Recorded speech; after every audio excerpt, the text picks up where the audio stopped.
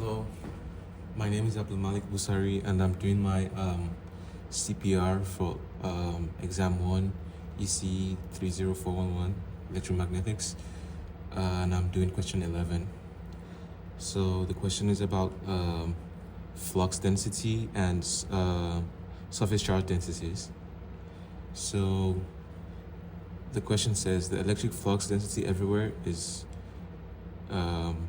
this. So it gives us the electric flux density D for all these 4 regions. So the first region is Z greater than 3 meters, and the second region is between 0 and 3, and the third region is between 0 and -3, and the fourth region is below -3.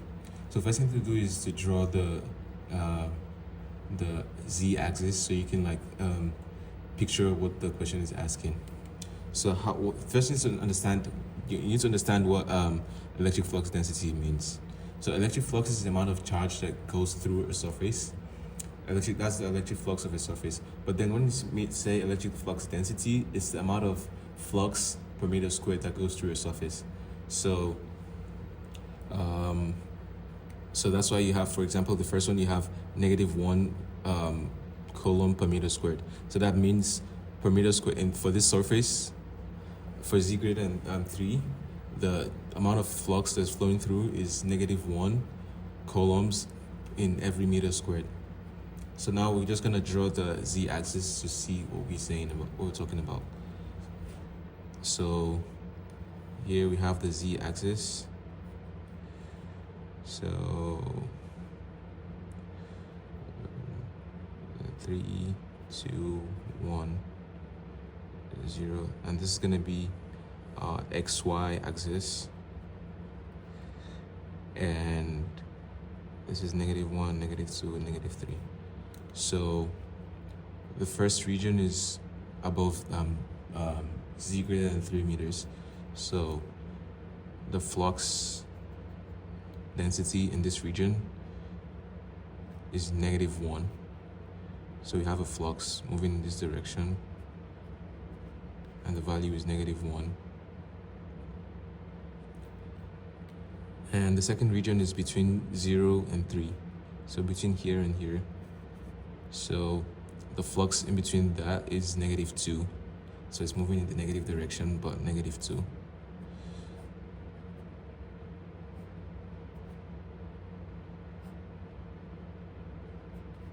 So this is -2. And the third region is between -3 and 0. So this direction, this is the -3 surface, and the value is 2. So it's moving in the positive Z-axis direction. So this is 2. And the unit for all this is coulomb per meter squared. And the last region is below -3, which is 1. So it's also moving in the upward direction this way. The value is 1. So now we need to find the surface charge densities. So firstly, we need to understand what surface charge density means.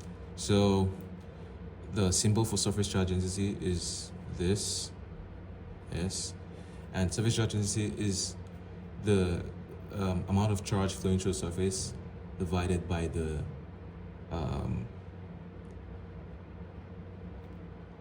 so surface charge density is amount of charge flowing through the surface, which is Q, divided by the area of that surface. So let's call that let's just say A. And now also we need to use the formula for electric flux density. So the formula is the integral of the electric flux density, ds, is equals to Q enclosed. And from here we can say that this Q enclosed for a surface is equals to the surface charge density multiplied by the area. So now we can substitute the Q for this value. So we can say this is equals to surface charge density multiplied by. So now we can say the if we do this integral, we get the integral of ds is going to be the area of the surface we're talking about, and that's going to cancel out with this one that's on this, the area on this side.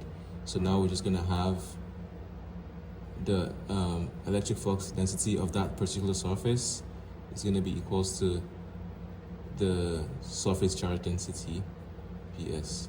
So this is the surface.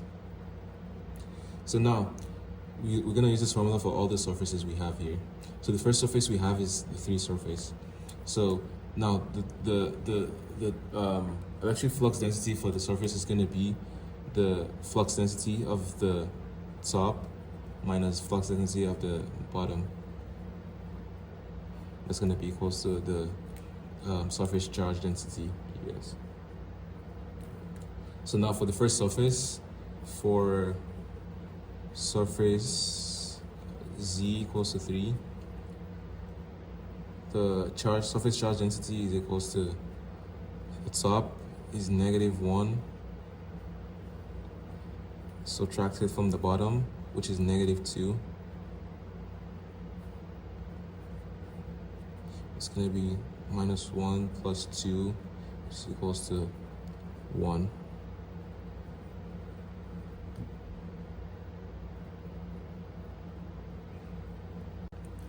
So that gives us 1, and the unit is going to be the same unit as the electric flux density, which is coulomb per meter squared. Now, just something I forgot was to mention that we're supposed to multiply this by the normal vector just to indicate that the surface charge density is only dependent on any flux is perpendicular to the surface. So now we're going to do for the second surface, which is when z equals to 0. So we're going to do top minus bottom. So we have -2 minus 2, and that gives us -4 coulomb per meter squared. And then we're just going to do for the last surface, which is -3. For surface, the charge density is going to be equals to top minus bottom. So we have 2 minus 1, and that gives us 1 coulomb per meter squared. So now we have the surface charge densities that's producing this electric flux density for this field. And we have, for the 3 surfaces, we have 1, -4, and 1.